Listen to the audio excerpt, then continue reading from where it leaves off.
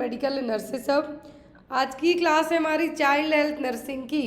उन सभी के लिए जिनका एनएचएम में पेपर है या फिर आपका एएनएम के लिए पेपर है, तो यहाँ पर बेस्ड ऑन राजस्थान एनएचएम का paper syllabus, based on MP NHM के सिलेबस के अकॉर्डिंग टॉपिक वाइज अब आपकी क्लासेस की जाएंगी। तो आज का टॉपिक हमारा चाइल्ड हेल्थ नर्सिंग के बेसिक क्वेश्चन से स्टार्ट किया गया है, क्योंकि आपका जिनका भी पेपर है एएनएम के लिए, स्टाफ नर्स के लिए या फिर एमएलएचपी की पोस्ट के लिए, तो ये सभी के लिए हेल्पफुल हैं। तो क्लास में एंड तक जरूर बने रहें। जो भी लोग नए हैं चैनल पर, प्लीज़ चैनल को सब्सक्राइब करके बेल आइकन बटन को प्रेस करें। जो भी लोग पीडीएफ परचेस करना चाहते हैं तो आप लोग पीडीएफ परचेस कर सकते हैं। एएनएम के पेपर्स आपको मिल जाएंगे, एनएचएम के पेपर्स मिल जाएंगे, और साथ ही साथ आपको किसी भी स्टेट के मतलब कोई से भी स्टेट के आप एग्ज़ाम देते हैं तो वहाँ का भी आपको बेस्ड ऑन सिलेबस के पेपर अवेलेबल हो जाएंगे। तो चलिए आज की क्लास हम स्टार्ट करते हैं। आज की क्लास में बेसिकली जो क्वेश्चंस हैं हमारी चाइल्ड हेल्थ नर्सिंग और कम्युनिटी में से मिक्स्ड रहेंगे। और जिन्होंने भी अभी तक एमपी एएनएम का जो पेपर नहीं देखा है, 28 जून को हुआ है, प्लीज़ जाके एक बार देखिए, क्योंकि बहुत ही अच्छे क्वेश्चन आए थे। और इवन मैंने उसमें आपको एक टास्क भी दिया है कि आपको ये बताना है कि जितने भी नर्सिंग वाला सेक्शन हुआ है 75% कौन से क्वेश्चन नहीं आए हैं। जो यदि आपने 4 महीने से भी क्लासेस लगातार देखी होंगी तो 4 महीने वाली क्लासों में ही आप बता देंगे कि पेपर कितना ईजी आया था। तो यहाँ पर आज की क्लास का फर्स्ट क्वेश्चन है, a nurse is caring for an anaemic patient, what findings would suggest her that it is acute blood loss anaemia. तो यदि आप एनीमिक पर्सन की केयर करती हैं तो कौन सी फाइंडिंग बताएगी कि मरीज का ब्लड लॉस हुआ है। External dyspnoea, easy fatigue on exertion, bradycardia at rest, या फिर पोस्चरल हाइपोटेंशन। तो ब्लड लॉस एनीमिया का जो यहाँ पे साइन होगा वो आपका पोस्चरल हाइपोटेंशन। कौन सा? पोस्चरल हाइपोटेंशन, जो साइन बताएगा कि पर्सन की, यदि पर्सन ऑलरेडी एनीमिक है और उसी एनीमिक वाले की मान लीजिए एनीमिया होने के पहले ब्लड लॉस हो गया हो या फिर एनीमिया होने के बाद हुआ हो, तो जो साइन बताएगा कि पर्सन को एक्यूट ब्लड लॉस एनीमिया है तो क्या होगा? Postural hypotension.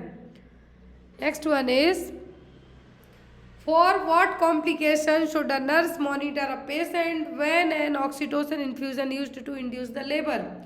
तो जब भी आप लेबर इंड्यूस करने के लिए ऑक्सीटोसिन इंजेक्ट इन्फ्यूज़ करते हैं तो यहाँ पर किस चीज़ के लिए मॉनिटर करेंगे? Intense pain, uterine tetany, hypoglycaemia, या फिर अम्बिलिकल कॉर्ड प्रोलैप्स। तो जैसे आपने लेबर इंड्यूस किया, ऑक्सीटोसिन दिया, लेकिन उस ऑक्सीटोसिन के भी साइड इफेक्ट हो सकते हैं, कॉम्प्लिकेशन हो सकते हैं, तो उसके लिए किस चीज़ को मॉनिटर किया जाएगा? यूटेराइन टिटेनी के लिए, कि ऐसा ना हो कि आपने यदि ऑक्सीटोसिन दिया, ऑक्सीटोसिन आपने दिया, यूटेराइन टिटेनी के केस में क्या होगा कि जो यूट्रस की मसल्स हैं दोबारा से वापस जो टोन है मसल्स की वो रिवर्ट बैक नहीं हो पाएगी, तो क्या आएगा आपका? Uterine tetany. Next is, maternity nurse must be aware that screening for diabetic mellitus is pregnancy is done at. तो मैटरनिटी नर्स उसको पता होना चाहिए कि डायबिटिक मेलाइटिस की स्क्रीनिंग कब करवाई जाती है। 6 to 17 वीक्स, 18 to 23, 24 to 28 या फिर 29 to 32। पहली चीज़ डायबिटिक मेलाइटिस की स्क्रीनिंग की जाती है सेकेंड ट्राइमेस्टर में। कब? सेकेंड ट्राइमेस्टर में, और वो होगा 24 से 28 तक का। कंट्रोल करने की बात करें तो ड्यूरिंग द डिलीवरी, लेकिन डायग्नोस करने की बात की जा रही है स्क्रीनिंग की, तो होगी 24 से 28 वीक में। Next is, nurse working is an operation theatre, she must know the risk of HIV infection with the needle stick injury is about. As a nurse आप यदि हॉस्पिटल में काम करते हैं तो आपको पता होना चाहिए कि नीडल स्टिक इंजरी है जो कितने % चांस रहते हैं होने के। 1/100, 1/2000, 1/3000 या फिर 1/4000। तो थिएटर में रिस्क रहेंगे HIV इन्फेक्शन के, वो भी नीडल पिक इंजरी से 1/300। कितना? 1/300।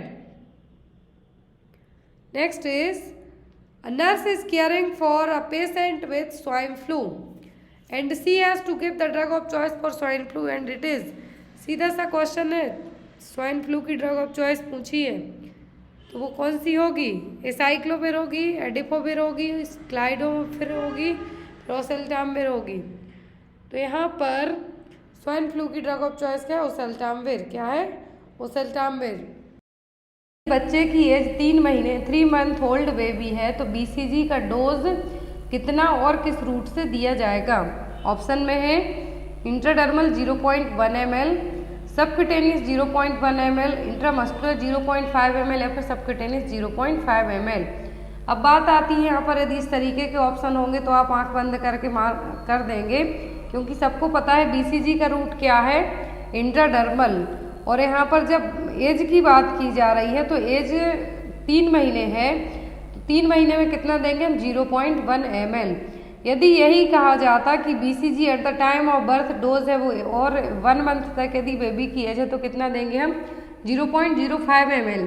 लेकिन आफ्टर 1 मंथ टू 1 ईयर तक जो BCG का डोज होगा वो कितना होता है? 0.1 ml।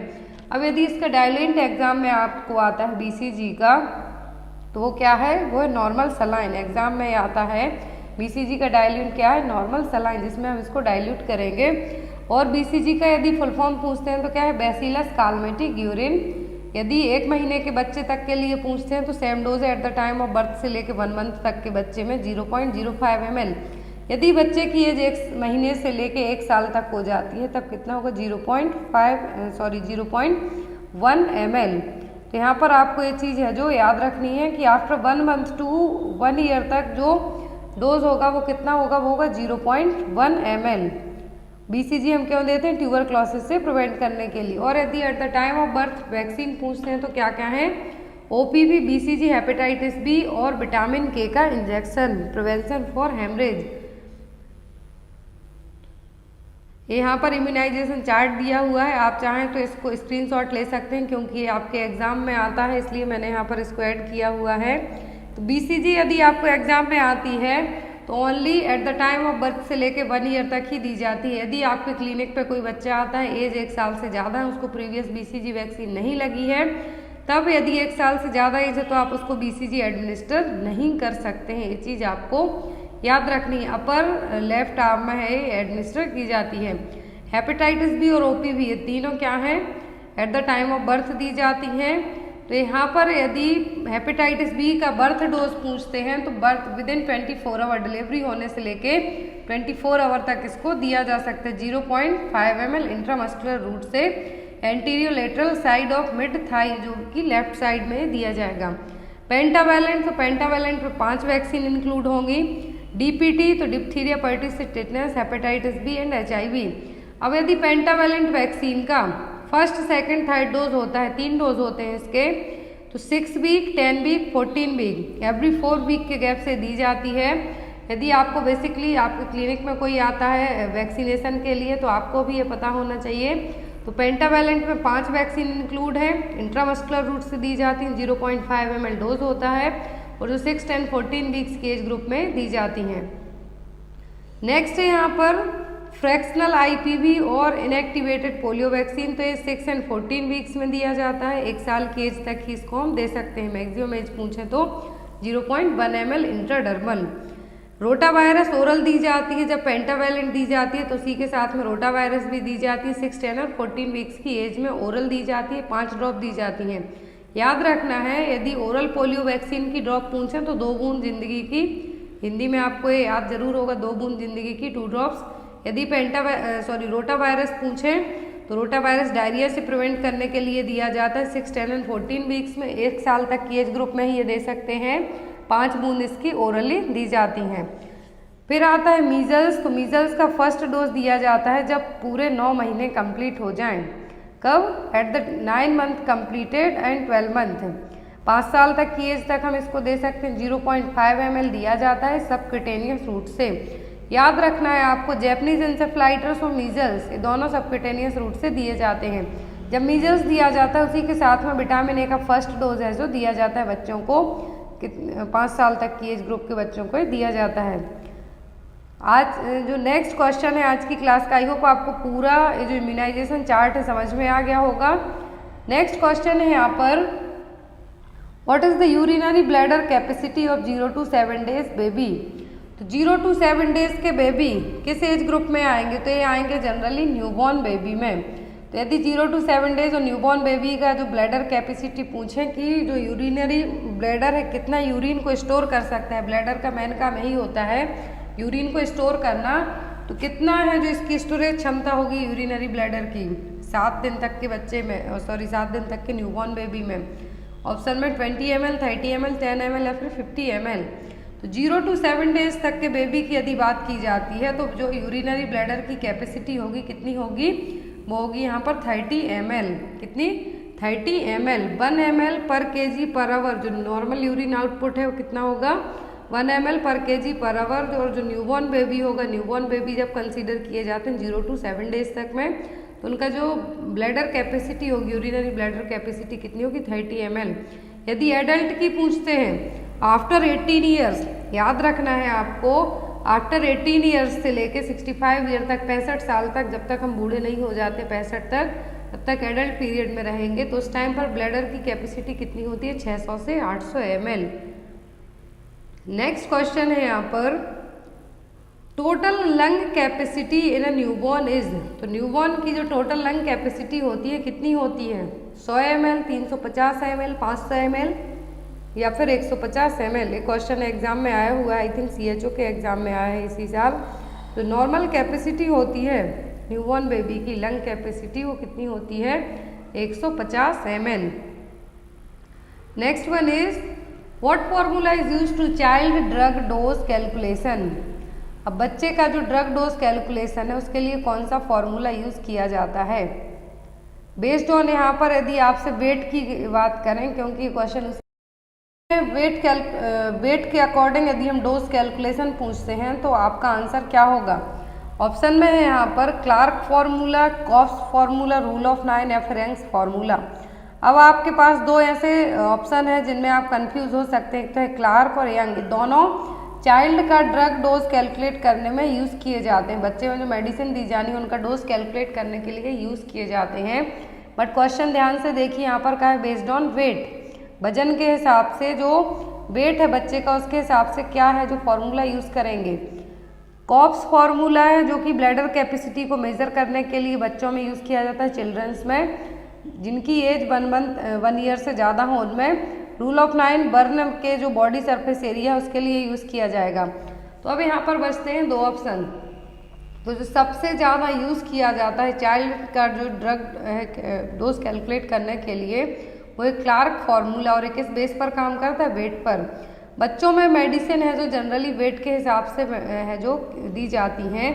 तो यहाँ पर जो बच्चे का डोज है, फ्राइड्स रूल जनरली इन्फेंट जिनकी एज 1 ईयर से कम हो उनमें यूज़ किया जाता है, लेकिन जिनकी एज ईयर्स में हो, साल में हो, तो यहाँ पर कौन सा रूल यूज़ करते हैं हम, यंग रूल और क्लार्क रूल।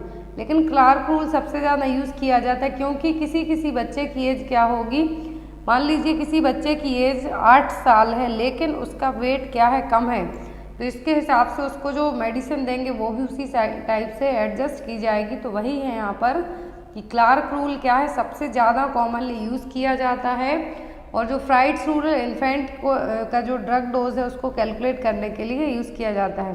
फिर यहाँ पर एक और है ऑप्शन में Cope's formula. Cope's formula that is used for measure the bladder capacity of children. तो बच्चों की ब्लैडर कैपेसिटी को नापने के लिए यूज़ किया जाएगा। अब यहाँ पर ब्लैडर कैपेसिटी किस तरीके से नापेंगे हम, एज इन ईयर्स प्लस 2। मान लीजिए आपके बच्चे की एज 8 साल है या फिर 10 साल है, उसमें आपको 2 जोड़ना है, तो 8 और 2 जितने होंगे वो इंटू 30। तो यहाँ पर आपको पूरा क्या करना है, देन आफ्टर द कैलकुलेट करना है। तो फॉर्मूला क्या है, ब्लैडर कैपेसिटी को नापने के लिए, क्षमता नापने के लिए हो सकता है कॉप्स फार्मूला में आपको एज दे दें, कहें कि आप अब बच्चे की ब्लैडर कैपेसिटी कितनी क्षमता है यूरिन स्टोर करने के लिए, तो वो बताइए।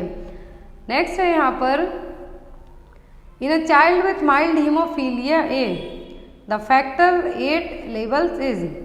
तो जनरली हीमोफीलिया क्या है, एक ब्लीडिंग डिसऑर्डर है, तो जिसमें कहा है कि माइल्ड हीमोफीलिया ए है, फैक्टर 8 है, जो लेवल कितना होगा।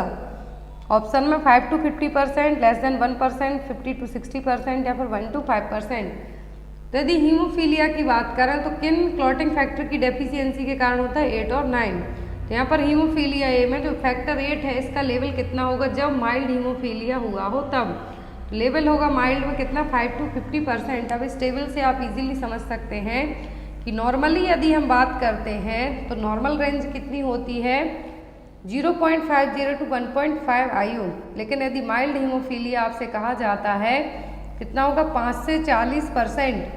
यहाँ पर ऑप्शन में देखिए आपको क्या है, जो 5 to 40% दिख रहा है, तो ऑप्शन के अकॉर्डिंग जाते हैं तो क्या आंसर होगा, ए 5 to 50%। क्योंकि जो नॉर्मल फैक्टर है यहाँ पर 50 से 150% होंगे, लेकिन यदि जब यही क्या होंगे, हीमोफीलिया ए में क्या होगा, क्लॉटिंग फैक्टर 8 की कमी होगी, डेफिशिएंसी होगी, तो कितना होगा, 5 to 40% यहाँ पर कंसीडर किया जाएगा। मॉडरेट में 1 to 5%। एक और ऑप्शन है यहाँ पर, तो लास्ट में है क्या है, मॉडरेट हीमोफीलिया ए के लिए है, और इसमें कितना लेवल होगा, फैक्टर 8 का तो होगा 1 to 5%, जो कि कितना होना चाहिए, 0.01 to 0.05 IU। अब यहाँ पर सीवियर हीमोफीलिया आता है, तो सीवियर हीमोफीलिया में क्या होगा, लेस देन 1%। यदि सीवियर हीमोफीलिया पूछे तो लेस देन 1%। अब यहाँ पर नॉर्मल फैक्टर क्या है और जो एबनॉर्मेलिटी है वो क्या है, वो आप इस टेबल को चाहें तो स्क्रीनशॉट लेके रख सकते हैं जिससे आपको याद रहे। Next one is which vaccine stored at the freezer compartment of refrigerator. तो रेफ्रिजरेटर के फ्रीजर कंपार्टमेंट में कौन सी वैक्सीन स्टोर की जाएगी, OPV, BCG, मीजल्स या फिर MMR। तो जो वैक्सीन क्या है फ्रीजर कंपार्टमेंट में रखी जाएगी वो क्या है, OPV वैक्सीन, क्योंकि ये बहुत ही ज़्यादा हीट सेंसिटिव वैक्सीन है। क्या है, हीट सेंसिटिव वैक्सीन है, इसीलिए OPV को क्या किया जाएगा, फ्रीजर कंपार्टमेंट में स्टोर करके रखा जाएगा। नेक्स्ट वन इज, एक क्वेश्चन और आपको आता है, सबसे ज़्यादा मोस्टली हीट सेंसिटिव वैक्सीन कौन सी है, तो वो है oral polio vaccine. Next one is dose and route of administration of rotavirus vaccine. तो रोटा वायरस वैक्सीन का कितना डोज और किस रूट से है जो एडमिनिस्टर किया जाता है। ऑप्शन में यहाँ पर 2 drops oral, 5 drops oral, 10 drops oral या फिर 1 ml इंट्रामस्कुलर। तो ये क्वेश्चन मैंने आपको जस्ट अभी बताया है कि जो रोटा वायरस वैक्सीन है डायरिया से प्रिवेंट करने के लिए दी जाती है, और इसके यदि डोज की बात की जाती है तो कितनी दी जाती है, 5 drops orally. 2 drops oral OPV दिया जाता है, बट 5 ड्रॉप्स ओरली क्या दिया जाता है, रोटा वायरस वैक्सीन। अब रोटा वायरस वैक्सीन की 2 तरीके की वैक्सीन आती है, एक तो होता है रोटाटेक, दूसरा रोटारिक्स। तो रोटाटेक और रोटारिक्स में एक बेसिक सा डिफरेंस है, वो डिफरेंस ये है कि जो रोटाटेक है जनरली 3 बार दी जाती हैं, इसके 3 डोज होते हैं, 2, 4 एंड 6 मंथ में। बट जो रोटारिक्स होती हैं इसके 2 डोज होते हैं, 2nd एंड 4th मंथ में दी जाएंगी, दोनों ओरली ही दी जाएंगी। यदि इनकी रूट पूछें तो ओरल है, बट इसका जो बेसिक डिफरेंस है वो यही है कि जो रोटाटेक है इसके 3 डोज होते हैं, रोटारिक्स के 2 होते हैं। रोटाटेक 5 ह्यूमन बोबिन रिएस्टोरेंट जिनका कंपोजिशन है, लेकिन जो सिंगल ह्यूमन रोटा वायरस किसका है, रोटारिक्स का। बोबिन रोटा वायरस रोटाटेक का कंपोजिशन है, सॉरी जेनेटिक फ्रेमवर्क है, और ह्यूमन रोटा वायरस किसका है, रोटारिक्स का। Next one is after which age BCG vaccine should not be given. तो क्वेश्चन मैंने आपको अभी बताया कि BCG वैक्सीन कितने साल के बाद हम नहीं दे सकते, बच्चे की एज कितनी हो जाए कि तब हम BCG उसको हम नहीं दे सकते हैं। तो ऑप्शन में है यहाँ पर 6 मंथ, 1 ईयर, 2 ईयर या फिर 5 ईयर। तो जस्ट मैंने आपको अभी बताया है कि जो BCG वैक्सीन है 1 ईयर की एज तक ही दी जाती है, आफ्टर द 1 ईयर BCG हम नहीं दे सकते। Next one is which of the following pair of disease is caused by virus. तो वायरस से कौन सी डिसीज होगी, rabies, mumps, AIDS, syphilis, typhoid tetanus, cholera या फिर ट्यूबरक्लोसिस। तो यहाँ पर जो क्या है वायरल डिसीज का, वायरस डिसीज का कॉज है, तो पेयर पूछा है, जोड़ी पूछी है, वो यहाँ पर रेबीज और मम्स। क्या है, रेबीज और मम्स दोनों वायरल है। बाकी एड्स HIV वायरस से होगा, सिफिलिस ट्रिपनोमा पैलिडियम नाम के बैक्टीरिया से होगा, टाइफाइड किससे होगा, साल्मोनेला टाइफी से होगा, टिटनस किससे होगा, क्लोरेस्टिडियम टिटेनी नाम के बैक्टीरिया से, कोलेरा होगा विब्रियो कोलेरा बैक्टीरिया से, और TB होगा माइकोबैक्टीरियम ट्यूबरक्लोसिस से। तो यहाँ पर सभी के कॉजेटिव एजेंट रहे और जो पेयर है, सही पेयर वो क्या है, rabies and mumps. Next one is BIA is used to. तो BIA का यहाँ पर क्या यूज है, BIA का फुल फॉर्म होता है visual inspection with acetic acid. क्या है, visual inspection with acetic acid. इसका यूज किसके लिए होगा, diagnose the oral cancer, treat the lung cancer, radiation therapy for intestinal cancer या फिर स्क्रीनिंग फॉर सर्वाइकल कैंसर। तो BIA का जो फुल फॉर्म है visual inspection with acetic acid है और BIA किसके लिए यूज होता है, सर्वाइकल कैंसर की स्क्रीनिंग के लिए, जो कि एक सिंपल और इनएक्सपेंसिव टेस्ट है जिसमें प्री कैंसरस लीजन्स को फाइंड आउट किया जाता है। तो यहाँ पर आपका आंसर क्या होगा, screening for cervical cancer. Next one is maternal death means death of pregnant women. एक क्वेश्चन आपको एग्जाम में आता है, मैटरनल डेथ कब कंसीडर की जाएगी, जब प्रेग्नेंट वुमेन की डेथ कब हो जाए। From conception till 28 days of delivery, from conception till 30 days of delivery, from conception till 42 days of delivery, of death only during the labor।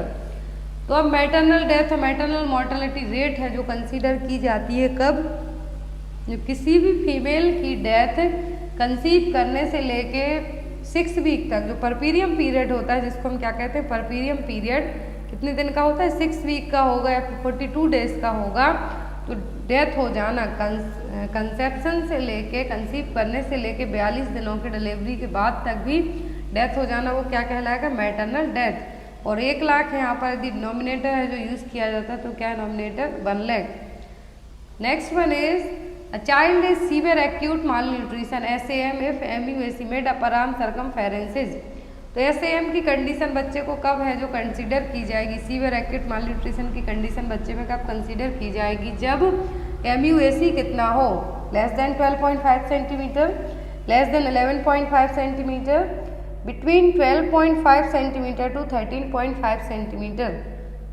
तो बच्चे में क्या है, सीवियर एक्यूट माल न्यूट्रिशन है जो कब कंसीडर किया जाएगा, जब मिड अपर आर्म सर्कमफेरेंस कितना हो, 11.5 सेंटीमीटर से भी कम। क्या है यहाँ पर, 11.5 सेंटीमीटर से भी कम है MUAC, तब हम इसको क्या कहेंगे, severe acute mall nutrition.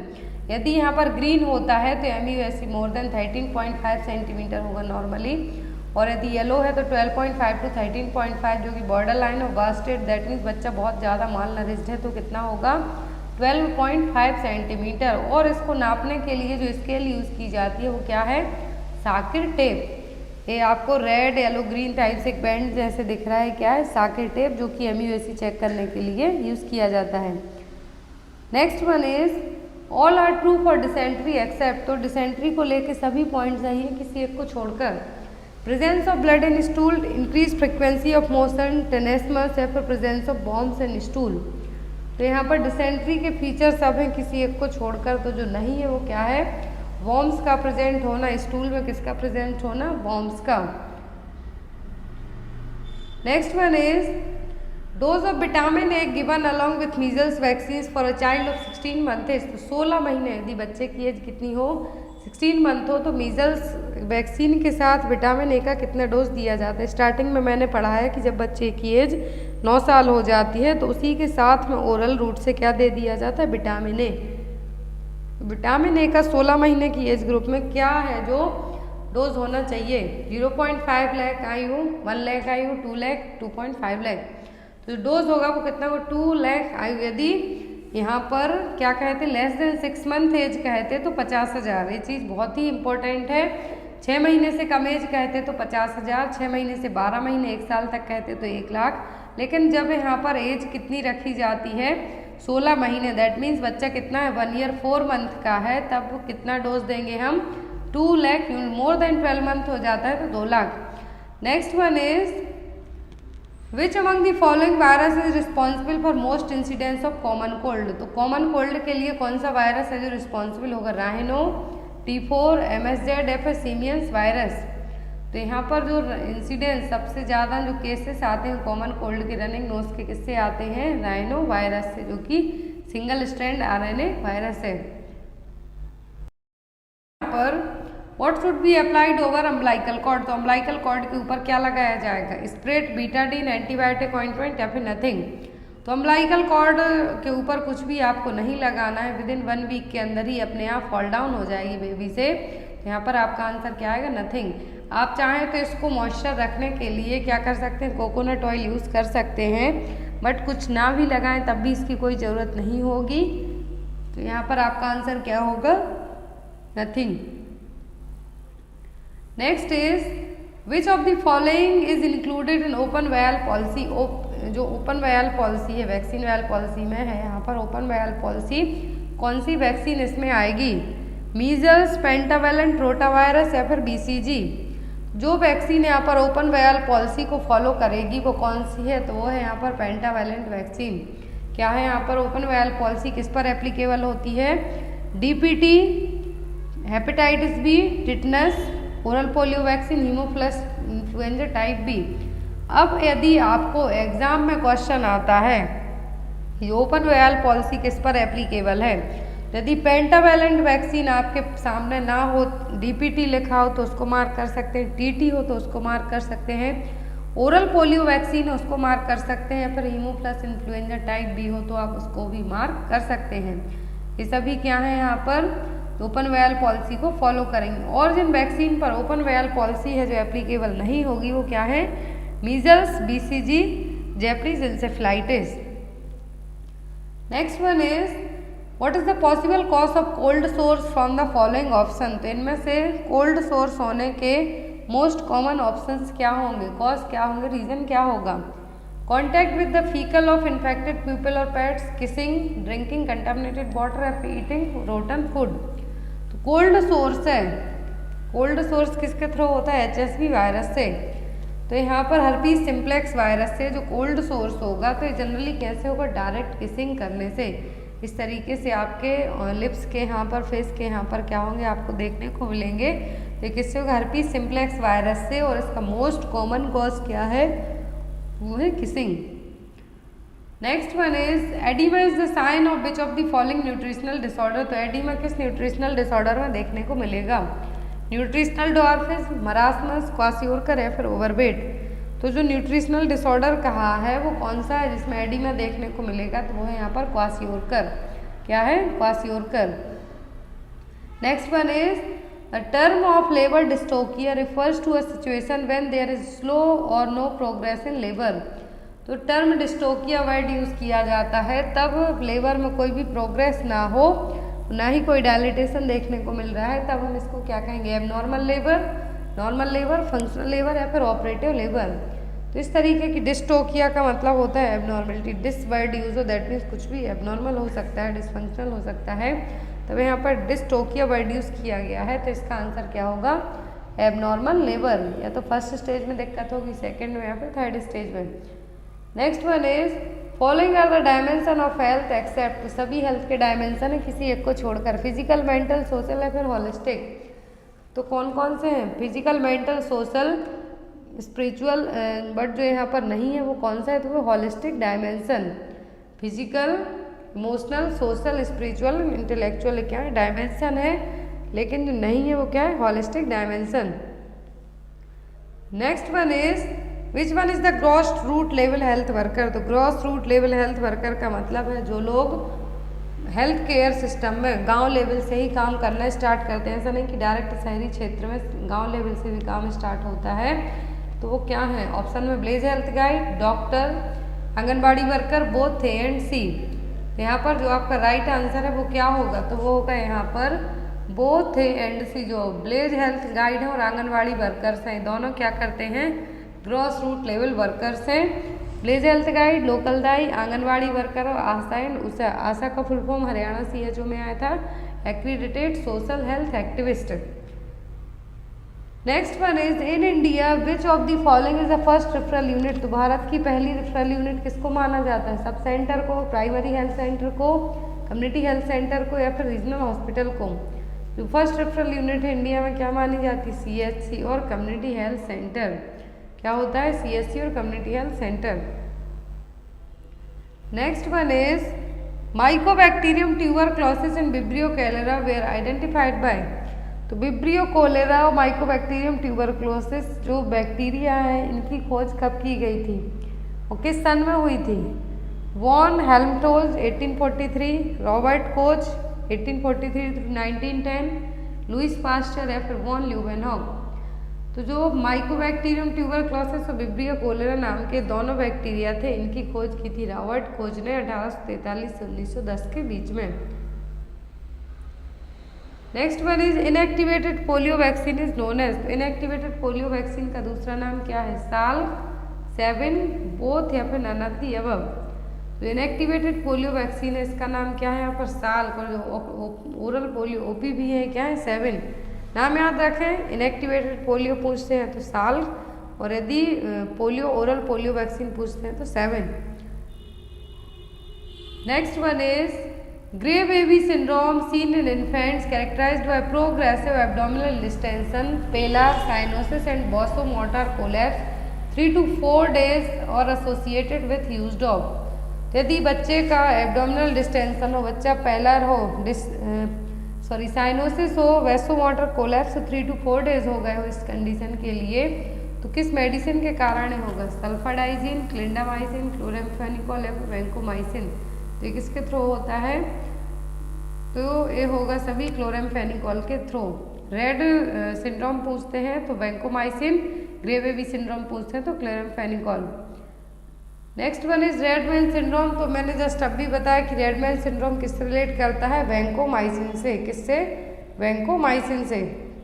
Next one is which of the following is observed as anti malaria month. तो इनमें से क्या है जो एंटी मलेरिया मंथ के तौर पे सेलिब्रेट किया जाता है? दिसंबर, मई, जनवरी या फिर जून। तो हर साल एंटी मलेरिया मंथ कब मनाते हैं? जून में, क्योंकि इसी टाइम पर सबसे ज़्यादा मच्छर हैं जो ब्रीडिंग करते हैं, तो इसी मंथ को क्या मनाया जाता है? Anti malaria month. Next one is in which 5-year plan Asha was introduce. तो आशा वर्कर किस पंचवर्षीय योजना में लाई गई थी? 8th 5-year plan, 9th 5-year plan, 10th 5-year plan या फिर 11th 5-year प्लान। तो जो आशा वर्कर हैं किस प्रोग्राम के तहत किस पंचवर्षीय योजना में लाई गई थी? तो 11th पंचवर्षीय योजना में 2007 से जो कि 2012 का जो टाइम ड्यूरेशन रहा है। तो यहाँ पर जो लास्ट पंचवर्षीय योजना थी उसके बाद आया था नीति आयोग। तो यहाँ पर जो 11वीं पंचवर्षीय योजना है उसमें किसको लाया गया था? आशा वर्कर को इंट्रोड्यूस करवाया गया था। यहाँ पर all of the following vaccine are given at the time of birth except. तो ये क्वेश्चन आपको पता है कि at the time of birth 3 vaccine दी जाती हैं। Oral polio vaccine, hepatitis B vaccine, BCG vaccine नहीं दी जाती है। वो कौन सी? वो हेपेटाइटिस ए वैक्सीन। अब यहाँ पर जब बात इन वैक्सीन की हो रही है तो BCG दी जाती है किसके लिए? ट्यूबरक्लोसिस से प्रिवेंट करने के लिए, और ये 1 year की एज तक ही दे सकते हैं। और यहाँ पर जो हेपेटाइटिस बी है सभी हेल्थ केयर वर्कर्स को लगवाना कंपलसरी होता है, क्योंकि ये सबसे ज़्यादा हॉस्पिटल से है जो ट्रांसलेट आपको है जो मिल सकता है, इसीलिए यहाँ पर इसको दिया जाता है। नेक्स्ट है यहाँ पर during active management of labour injection ergometrine is contraindicated in which of the following condition. तो कौन से केस में अर्गोमेट्रिन है जो कॉन्ट्राइंडिकेट रहेगा? सब में दिया जाएगा किसी एक केस को छोड़कर। ऑप्शन में प्रोलॉन्ग्ड लेबर, जब लेबर कितना हो जाए, लेबर पेन है मोर देन 18 आवर्स से, first second stage more than 18 hours से ज़्यादा हो जाए तो हम इसको क्या कहेंगे? Prolonged labour. Severe eclampsia, primi gravida या फिर नन ऑफ द अबव। तो किस केस में अर्गोमेट्रिन कॉन्ट्राइंडिकेट होगा? तो वो होगा यहाँ पर सीवियर एक्लेम्सिया में। क्या होगा? एक्लेम्सिया और सीवियर एक्लेम्सिया में अनकंट्रोल्ड हाइपरटेंशन की सिचुएशन है, जिसमें क्या किया जाएगा कि जो अर्गोमेट्रिन है इसको क्या किया जाएगा? कॉन्ट्राइंडिकेट रखा जाएगा। Next one is which of the following are the characteristics feature of Braxton Hicks contraction. तो इनमें से ब्रैक्सटन हिक्स कॉन्ट्रैक्शन कौन से हैं? Irregular, infrequent and painless, rhythmic, frequent and painless, non rhythmic, intermittent and painful, regular, continuous and painful. तो Braxton Hicks contraction इसको false labour pain भी कहा जाता है। तो कौन से फीचर है वो? तो वह इरेगुलर, इनफ्रीक्वेंट एंड पेनलेस। जो क्या है? फॉल्स लेबर पेन है, जिसको हम क्या कहेंगे? Braxton Hicks contraction. जो ट्रू लेबर पेन के साइन होते हैं उसमें यूट्राइन कॉन्ट्रैक्शन रेगुलर रहेंगे, जो पैटर्न है उसको फॉलो करेंगे, फ्रिक्वेंसी बढ़ेगी धीरे धीरे, और ये क्या होंगे? प्रोग्रेसिव होंगे, और यहाँ पर लास्ट लॉन्गर भी आएंगे, और आपको बहुत ही ज़्यादा है जो पेन होगा, चाहे आप लेट जाएं, बैठ जाएं, उठ जाएं, कुछ भी करें तब भी। Next one is name the condition in which the gravid uterus exerts aortocaval compression when the pregnant mother lies on her back. तो ऐसी कंडीशन का नाम बताना है जब ग्रेविड यूट्रस क्या हो जाए, कंप्रेशन के कारण प्रेग्नेंट मदर में यदि आप लेट जाते हैं, सीधे लेट जाते हैं स्ट्रेट, तो आपके लिए जो एक्सर्शन होगा वो क्या कहलाएगा, supine hypotension syndrome, foetal compression syndrome, superior vena cava syndrome या फिर लेफ्ट आर्टरियल कंप्रेशन। तो जब कोई भी प्रेग्नेंट मदर ग्रेविड यूट्रस क्या होगी, ऑटोकेबल कंप्रेशन के कारण क्या होगी, एक्सर्ट होगी, तो वो सिचुएशन क्या कहलाएगी, सुपाइन हाइपोटेंशन सिंड्रोम। इसीलिए प्रेगनेंसी में कहा जाता है लेफ्ट साइड लेटने के लिए एज कम्पेयर टू सीधा स्ट्रेट के। एक क्वेश्चन है, इसका आंसर आप लोग देंगे, ऑलरेडी मैंने कई बार पढ़ाया है और भी आपको इसके बारे में एक्सप्लेन कर देंगे। क्वेश्चन है which of the following is an indicator of fetal lung maturity. तो फीटल लंग मैच्योरिटी के लिए कौन सा इंडिकेटर है, LS ratio, SD ratio, pulsatility index या फिर रेजिस्टेंस इंडेक्स। तो यहाँ पर जो नॉर्मली LS रेशियो होता है वो होता है 2.0 to 2.5 तक। लेकिन अब आपको बताना है कि फीटल लंग मैच्योरिटी के लिए जो रेशियो है वो क्या है, LS रेशियो, SD रेशियो है, पल्पेबिलिटी इंडेक्स या फिर रेजिस्टेंस इंडेक्स है। इसका आंसर आप लोग कमेंट बॉक्स में बताना, जो नेक्स्ट क्लास होगी उसमें इसका आंसर आपको बताया जाएगा। मोस्ट इम्पॉर्टेंट थिंग, मैंने आज ही आपको वोटिंग इंडेक्स में एक क्वेश्चन ऐड किया है कि आपका जो नेक्स्ट टॉपिक होगा उसमें आप क्या पढ़ना प्रेफर करेंगे। गायनेकोलॉजी पढ़ेंगे 1 वीक तक, 1 वीक में जिसमें से 4 क्लास आपकी गायनेक की होंगी, कि आपको जो भी रिसेंट में नेशनल हेल्थ प्रोग्राम है वो चाहिए है, जो आपके एग्ज़ाम में आ सकते हैं, जो आपने अभी तक नहीं पढ़े हैं और जो आपको अभी तक कहीं भी अवेलेबल भी नहीं है, ओनली गवर्नमेंट की वेबसाइट है उन पर है, आपको किसी भी चैनल के थ्रू वो प्रोग्राम्स नहीं मिलेंगे। तो आप लोग कमेंट करके ये चीज़ ज़रूर बताएं कि आपका नेक्स्ट टॉपिक किस चीज़ पर आपको क्लास ली जाए। थैंक यू फॉर वॉचिंग अस, और हमारी ऑफिशियल ऐप को डाउनलोड कीजिए जहाँ से आपको चैलेंजिंग क्विज मिलेंगे, पेपर्स मिलेंगे आपके NHM के लिए। Thank you. क्या होगा, LS ratio, lecithin sphingomyelin ratio. क्या है, लेसिथिन स्फिंगोमाइलिन रेशियो, जो कि यहाँ पर एक वैल्यू दी जाती है फीटल लंग मैच्योर है या नहीं, कितने से कम होगा या फिर ज़्यादा होगा, या फिर इस रेशियो को हम कैसे निकाल सकते हैं। तो फीटल लंग मैच्योरिटी के लिए क्या किया जाता है, एमनियोटिक फ्लूइड का स्पेसिमेन है जो कलेक्ट किया जाएगा, उसमें लेसिथिन स्फिंगोमाइलिन रेशियो चेक किया जाएगा। अब यदि जो एक रेफरेंस वैल्यू होती है, यदि मोर देन 2.0 है, दैट मीन्स फीटल लंग क्या है, प्रॉपर मैच्योर है। लेकिन यदि यही जब असेसमेंट किया जाएगा तो जो LS ratio, lecithin sphingomyelin ratio कितना होता है, लेस देन 2.0 होगा, that means respiratory distress syndrome है जो बेबी को eight the time of delivery develop. Lecithin sphingomyelin value है और रेशियो है LS रेशियो जिसको हम कहेंगे। तो ये रेशियो फाइंड आउट करके क्या किया जाएगा, फीटल लंग मैच्योरिटी को है जो प्रेजेंट किया जाएगा। तो यदि यही LS रेशियो लेस देन 2.0 होता है, that means eight the time of delivery, baby deliver होने के टाइम पर बेबी को RDS रेस्पिरेटरी डिस्ट्रेस सिंड्रोम होने के चांसेस ज़्यादा रहेंगे। और यदि यही ratio LS ratio less than 1.5% होगा तो बेबी बहुत ही ज़्यादा हाई रिस्क होगा और उसको RDS डेवलप होने के फुली चांसेस होंगे।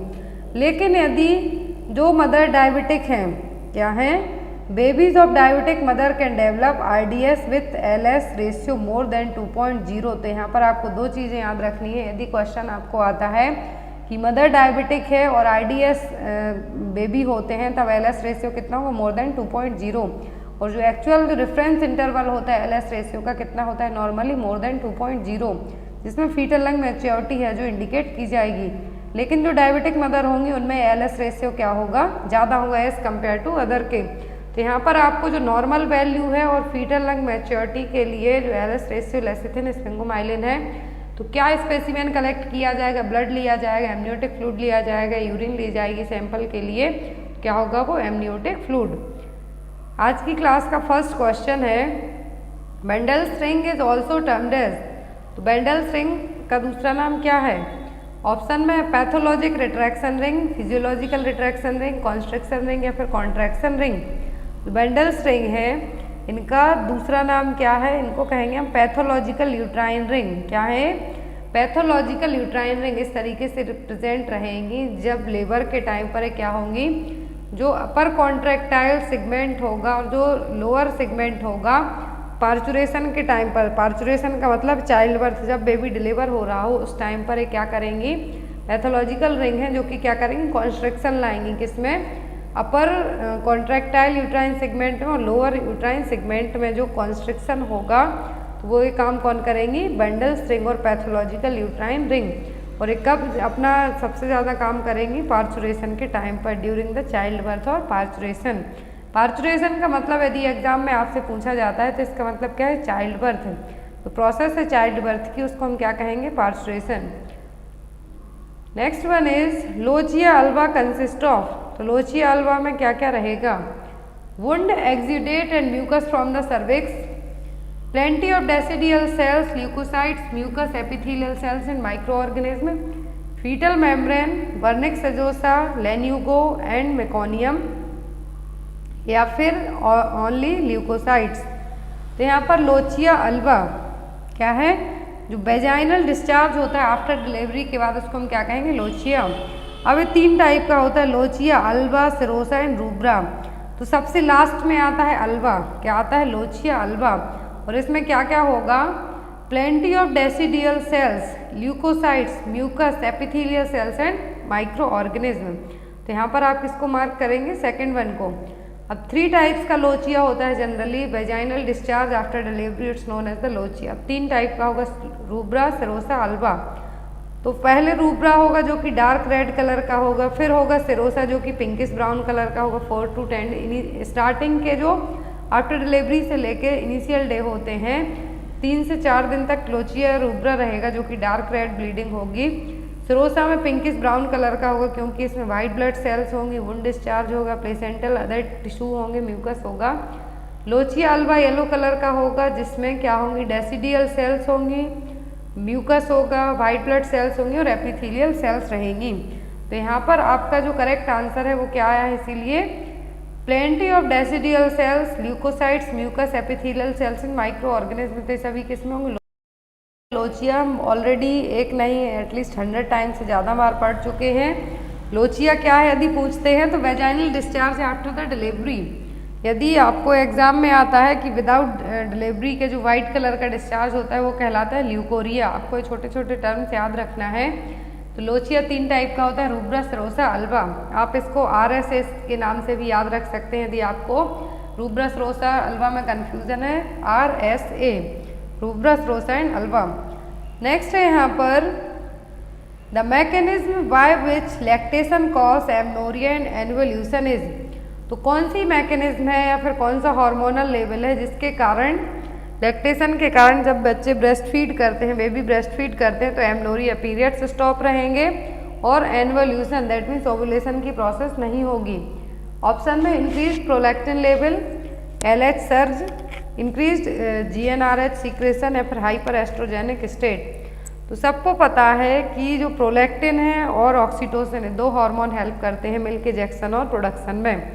मिल्क प्रोडक्शन में कौन हेल्प करता है, प्रोलैक्टिन, इजेक्शन में ऑक्सीटोसिन। तो यहाँ पर कहा है कि कौन सी मैकेनिज्म होगी जिसके कारण लैक्टेशन जो ब्रेस्ट फीडिंग मदर्स होती हैं उनमें amenorrhoea that means periods time पर नहीं आएंगे, रेगुलर होंगे या फिर स्टॉप रहेंगे, और एन्वोल्यूशन तो जो एन्वोल्यूशन की प्रोसेस है वो भी नहीं होगी। तो यहाँ पर क्या है, वो है प्रोलैक्टिन लेवल का बढ़ना। क्या है, इंक्रीज द प्रोलैक्टिन लेवल। यहाँ पर अब एक इमेज दी हुई है जिससे आप इसको इजीली समझ सकते हैं। तो प्रोलैक्टिन लेवल बढ़ेगा जब बच्चे ब्रेस्ट फीड करते हैं। तो प्रोलैक्टिन लेवल बढ़ने के कारण क्या होगा, एमनोरिया रहेगा और एन्वोल्यूशन मतलब ओव्यूलेशन की प्रोसेस नहीं होगी, एग का फॉर्मेशन नहीं होगा। तो elevated prolactin level and reduction of gonadotropin releasing hormone from the hypothalamus during lactation. क्या होगा, प्रोलैक्टिन का लेवल बढ़ रहा है और गोनेडोट्रोपिन रिलीजिंग हार्मोन का लेवल क्या हो रहा है, कम हो रहा है हाइपोथैलेमस में, जिसके कारण क्या होगा, लैक्टेशन क्या करेगा, ओव्यूलेशन को सप्रेस करेगा।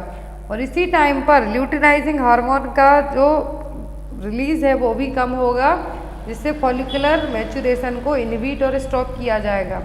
तो जनरली जो ओव्यूलेशन है और जो एमनोरिया है लैक्टेटिंग मदर में जनरली 6 मंथ तक होता है। एक रेंज रखी जाती है नर्सिंग मदर में 6 मंथ तक, लेकिन ये डिफ़र करता है अलग अलग फीमेल पर।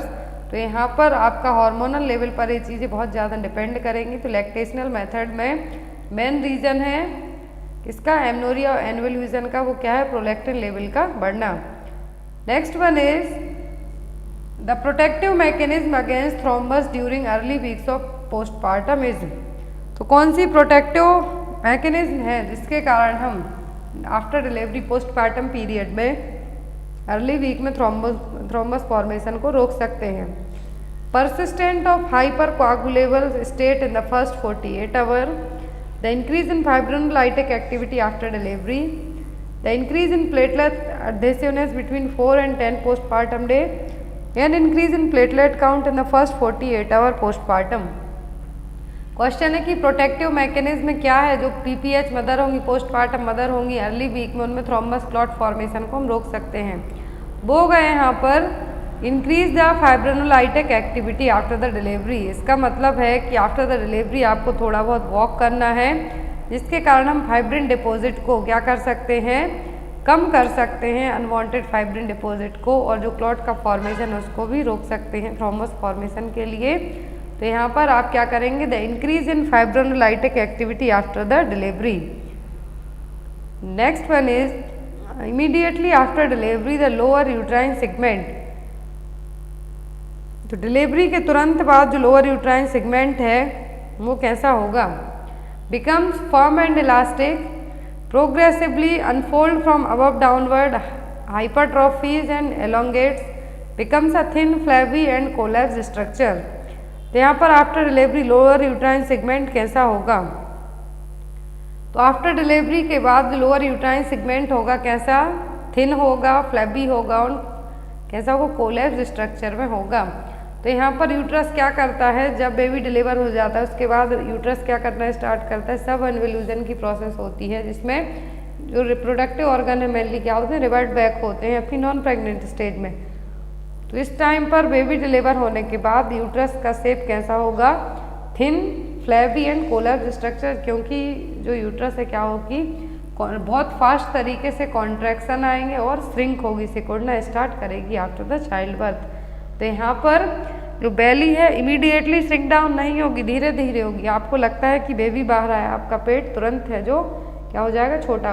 जो पेट है आपका, जो एब्डोमेन है वो साइज कम होगी, लेकिन ओनली बेबी और प्लेसेंटा का वेट और जो एमनियोटिक फ्लूइड है उसके कारण, लेकिन वैली है आपका वो तुरंत श्रिंक डाउन नहीं होगा, इसमें आपको थोड़ा टाइम लगेगा।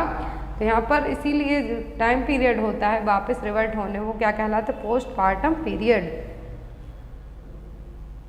Next one is a health assessment revealed that a woman after an abortion has infection spread to her parametrium, fallopian tubes and ovary. Which of the following documentation of this finding made by a nurse will be considered correct? तो अब यहाँ पर आपसे grade पूछा है, यदि किसी women ने घर पर ही अपना अबॉर्शन कर लिया, हॉस्पिटल में किया, लेकिन आफ्टर द अबॉर्शन उसको इन्फेक्शन स्प्रेड आउट हुआ पैरामेट्रियम में, फैलोपियन ट्यूब में और ओवरीज में, तो इनमें से सही पॉइंट कौन सा होगा, क्या डॉक्यूमेंटेशन आप बनाएंगे? ऑप्शन में grade first septic abortion, grade second septic abortion, grade third septic abortion या फिर ग्रेड 6th सेप्टिक अबॉर्शन। तो जब इन्फेक्शन स्प्रेड आउट हो रहा है पैरामेट्रियम, फैलोपियन ट्यूब और ओवरी में, तो कौन सा ग्रेड होगा, ग्रेड सेकंड सेप्टिक अबॉर्शन। यदि यही अबॉर्शन अबॉर्शन है जो इन्फेक्टिव अबॉर्शन है, सेप्टिक अबॉर्शन है, तो ग्रेड फर्स्ट कंसीडर किया जाता जब ओनली यूट्रस को ही ये अफेक्ट करता। सेकेंड ग्रेड में क्या होगा, ये जो यूट्रस है, पैरामेट्रियम लेयर है, ट्यूब है, ओवरी है, पेल्विक पेरिटोनियम, इसको अफेक्ट करता है, इन्फेक्शन स्प्रेड आउट होगा तो सेकंड में आएगा। थर्ड ग्रेड में generally peritonitis, endotoxic shock, jaundice, acute renal failure, other organ को भी क्या कर लेगा, स्प्रेड आउट होगा जो इन्फेक्शन, वो क्या कहलाएगा, ग्रेड थर्ड। यदि फर्स्ट पूछें तो direct only uterus, localised only to uterus. Second में जो अदर रिप्रोडक्टिव ऑर्गन है उनको अफेक्ट करेगा। थर्ड में अदर देन रिप्रोडक्टिव ऑर्गन को अफेक्ट करता है, तो क्या है, grade third. Next one is Which of the following term is used for defining the relationship of a reference point on the presenting part to the various quadrant of the pelvis? तो यहाँ पर कौन सा term use किया जाएगा, कौन सा term use किया जाएगा जो कि रेफरेंस पॉइंट होगा प्रेजेंटिंग पार्ट से लेके पेल्विस के क्वाड्रेंट तक के लिए? प्रेजेंटेशन, पोजीशन, एटीट्यूड या फिर लाई? क्या पार्ट होगा जो पेल्विस क्वाड्रेंट से लेके बेबी का जो प्रेजेंटिंग पार्ट होगा उसके बीच के रिलेशन को हम क्या कहेंगे? वो कहलाएगा प्रेजेंटेशन। ये देखिए यहाँ पर क्या कहलाएगा? प्रेजेंटेशन। जो नॉर्मल प्रेजेंटेशन होता है वो कैसा होता है? Cephalic presentation, vertex presentation. अब यदि कॉमन लाई पूछते हैं तो लाई क्या है? Long axis of the foetus to the long axis of the mother pelvis. तो क्या है? लाई। जनरली 3 टाइप की होती है, लॉन्गिट्यूडनल जो कि नॉर्मल है, फिर होती है ट्रांसवर्स जिसमें मल्टी पैराइटी, प्लेसेंटल प्रीवियर, हाइड्रोमनियस और यूट्राइन एनोमलीज में दे होगा। ऑब्लिक में बेबी कैसा होगा? सीधा। जो ऑब्लिक लाई होगी उसमें बेबी या तो लॉन्गिट्यूडनल हो सकता है या फिर ट्रांसवर्स हो सकता है। तो यहाँ पर हम चेक कैसे कर सकते हैं? तो अल्ट्रासोनोग्राफी और एक्सरे की टेक्निक से हम क्या कर सकते हैं? फाइंड आउट कर सकते हैं फीटल लाई। यदि कॉमन प्रेजेंटेशन पोजीशन पूछे तो वर्टेक्स एंड सेफेलिक, और यदि आपसे कॉमन लाई पूछे तो क्या है? Longitudinal lie. Next one is continuation of pregnancy beyond 2 weeks, total 42 weeks of EDD is known as. यदि आपको एस्टिमेटेड डेट ऑफ डिलीवरी दी हुई है नेगल्स रूल के अकॉर्डिंग, ईडीडी जनरली दी जाती है, तो उसके अकॉर्डिंग 2 वीक ज़्यादा हो गए हैं आपकी प्रेगनेंसी को, तो क्या टर्म यूज़ किया जाएगा? प्रीटर्म, पोस्टर्म, प्रेसिपिटेट या फिर स्मॉल फॉर डेट? तो यहाँ पर जो प्रेगनेंसी 2 वीक और ज़्यादा हो गए हों, 42 वीक्स से भी ज़्यादा की हो गई हो, तो वो क्या कहलाएगी? वो कहलाएगी पोस्ट टर्म प्रेगनेंसी। क्या कहलाएगी? Post term pregnancy. Full term pregnancy generally 9 month और 38 वीक की, जनरली इसको 37 वीक है जो कंसीडर किया जाता है। और जो ईडीडी है, एक्सपेक्टेड डेट ऑफ डिलीवरी, इसको नेगल्स फार्मूला से इजीली कैलकुलेट किया जाता है।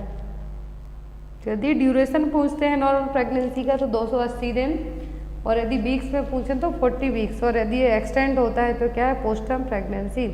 बिफोर 37 वीक के होता है तो प्री टर्म प्रेगनेंसी। और यहाँ पर आपके लिए फिर आता है बेबी का वेट, तो वेट पर डिपेंड करेगा। LBW है कि very low birth weight babies हैं। तो यहाँ पर नॉर्मल प्रेगनेंसी 280 दिन की होगी, यदि इससे ज़्यादा जाती है तब भी हम इसको पोस्ट टर्म प्रेगनेंसी कंसिडर करेंगे। नेक्स्ट यहाँ पर जो टॉपिक है पोस्ट टर्म प्रेगनेंसी के साइन, यदि एग्जाम में आता है कि 42 वीक से ज़्यादा की प्रेग्नेंट मदर है, बेबी डिलीवर होगा तो क्या साइन होंगे? वर्निक्स सेजोसा नहीं होगा, पूरा एमनियोटिक फ्लूइड में ही झट जाएगा।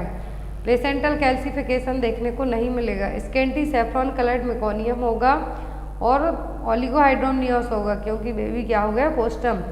ओवरग्रोन नेल्स, नेल्स आपको बड़े हुए देखने को मिलेंगे। Wrinkled skin of newborn, skin fold thickness देखने को नहीं मिलेंगे ज़्यादा। तो यहाँ पर आपका जो आंसर था वो क्या आया था? पोस्ट टर्म प्रेगनेंसी, जब प्रेगनेंसी 42 वीक से ज़्यादा की हो जाती है।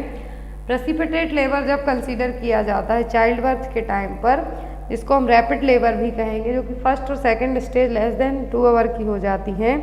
तो यहाँ पर आपका जो आंसर आएगा, यदि प्रेसिपिटेट पूछें तो इसमें 4 स्टेज होती हैं। तो फर्स्ट और second stage less than 2 hour की हो जाती है, तो हम इसको क्या कहेंगे? Precipitate labour. In which stage of labour episiotomy is performed? तो एपिजियोटोमी और पेरिनियोटोमी किस स्टेज में की जाती है? तो जब बेबी का हेड क्या हो? क्राउनिंग हो जाए, उस टाइम पर क्या किया जाता है? एपिजियोटोमी की जाती है। तो कौन सी स्टेज होगी? First, second, third, fourth?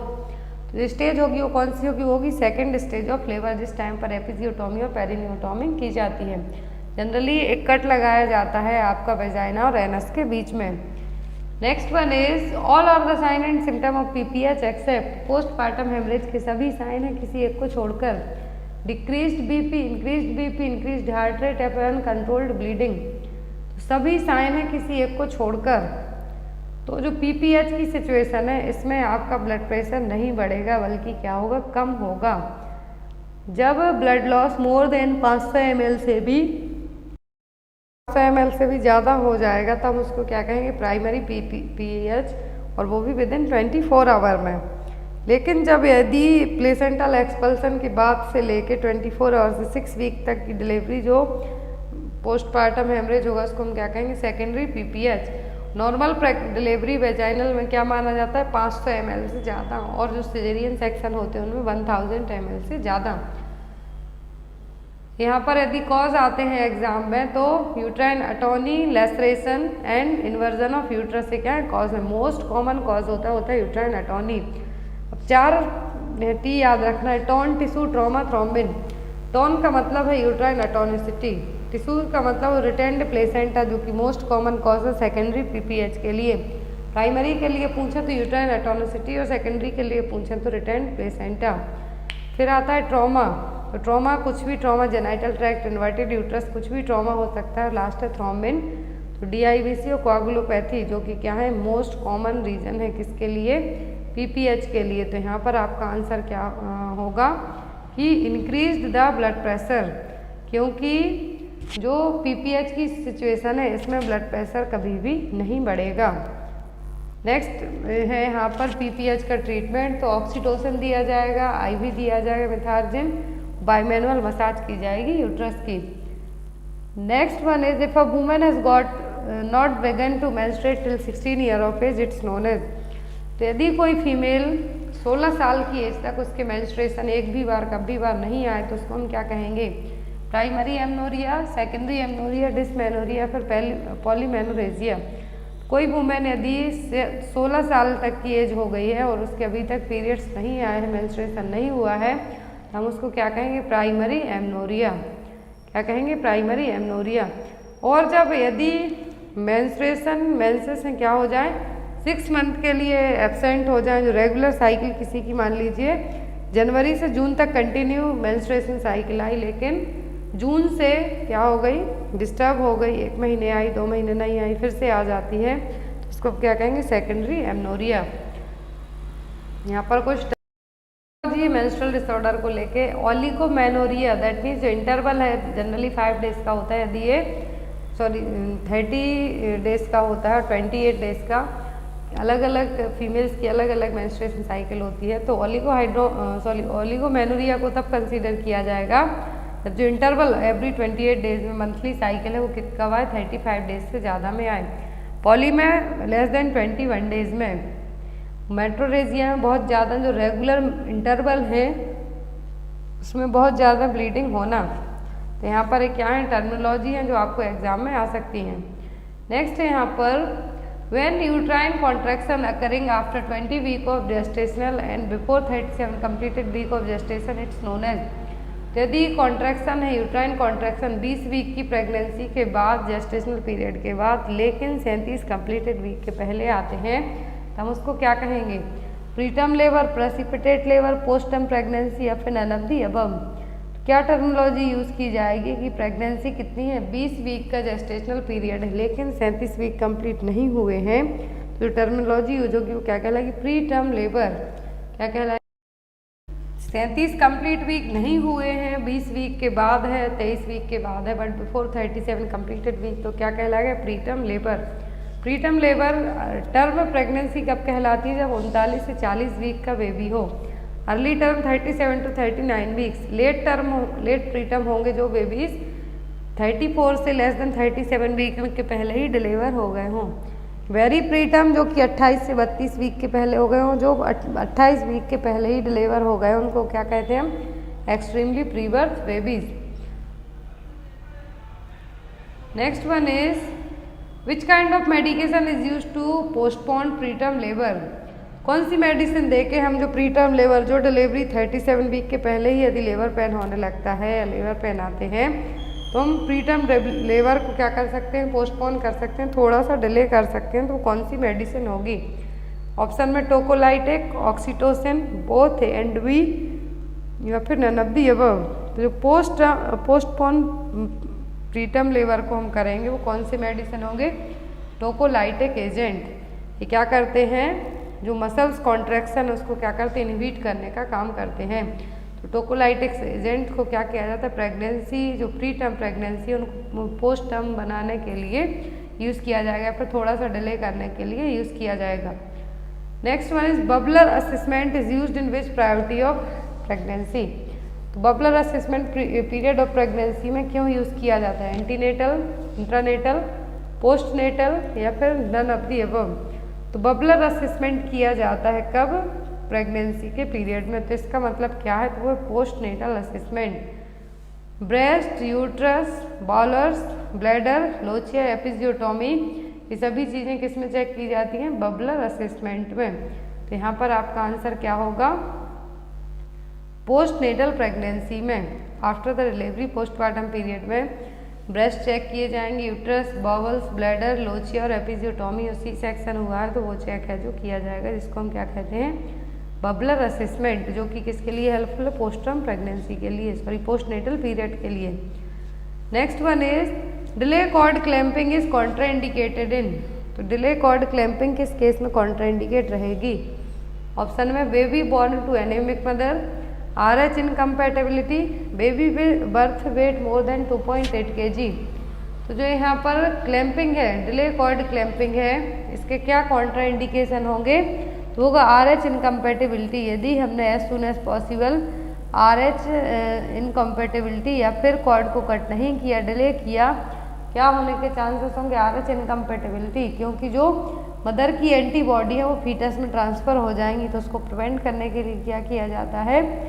Mother की जो एंटीबॉडी है बेबी में लेबर ना हो पाए तो उसके लिए यहाँ पर क्या माना जाता है? डिले कॉर्ड कटिंग को क्लैंप को है जो कॉन्ट्राइंडिकेट माना जाता है। कॉन्ट्राइंडिकेट का मतलब है कि डिले माना जाता है।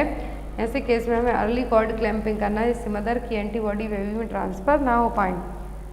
Next one is it is defined as the time from the delivery of the placenta through the first few weeks after the delivery. कौन सा टाइम पीरियड है जिसमें प्लेसेंटा की डिलीवरी के बाद के लेके कुछ हफ्ते तक कहलाएंगे? परपीरियम, एंटीनेटल पीरियड, लोचिया, फिर पायरेक्सिया। क्या टर्म यहाँ पर यूज़ किया जाएगा? तो वो गए यहाँ पर परपीरियम।